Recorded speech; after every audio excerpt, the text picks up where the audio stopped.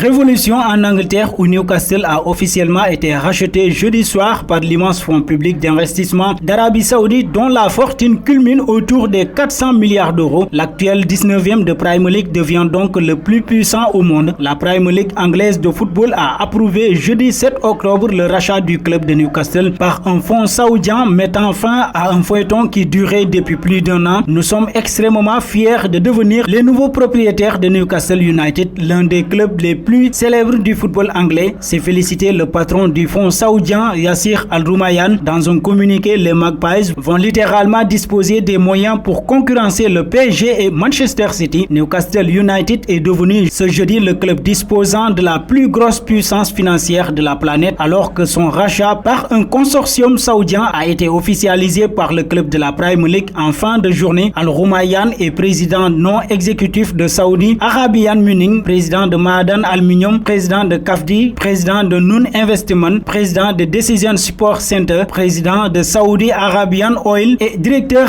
indépendant de Uber Technology et président d'Aramco. Il est membre du conseil d'administration de la société Amala de Neom en Arabie Saoudite. The Royal Commission for Mecca City. Al-Rumayyan a été précédemment employé en tant que membre du conseil des gouverneurs de la Banque islamique de développement, directeur du financement des entreprises et des émissions de l'autorité du marché des capitaux, chef du courtage international de la Saudi et directeur général de la Saudi Frenzy Capital. Il a été également membre du conseil d'administration de SoftBank Group, du Fonds saoudien de développement industriel. Il a obtenu son diplôme de premier cycle à l'université King Faisal, premier exportateur de pétrole au monde. L'Arabie Saoudite, par le biais de son fonds souverain, fait donc une entrée fracassante dans le monde du football. La Premier League a validé avec effet immédiat sa prise de contrôle et également assuré dans un communiqué avoir obtenu l'assurance juridiquement contraignante que le Royaume d'Arabie Saoudite ne contrôlera pas le Newcastle United Football Club. Cette garantie que le pouvoir de Riyad n'est pas directement impliqué dans le rachat et la gestion du club était la dernière barrière à l'officialisation compte tenu des oppositions liées au bilan catastrophique du pays en matière de droits humains. Mais il est de notoriété publique que le fonds d'investissement public d'Arabie Saoudite est supervisé par le prince héritier Mohammed Ben Salman pour que le rachat de Newcastle se fasse dans un contexte de défiance vis-à-vis des clubs États ne devait pas figurer sur l'organigramme du club comme le rapportait le Daily Mail en Angleterre. La place de président non exécutif revient donc bien à Yassir Al-Rumayyan, l'actuel directeur général du fonds souverain. Cet homme de 51 ans est notamment membre du conseil d'administration du groupe Uber alimenté par le PIF au même titre que d'autres grosses sociétés telles que Facebook et Boeing.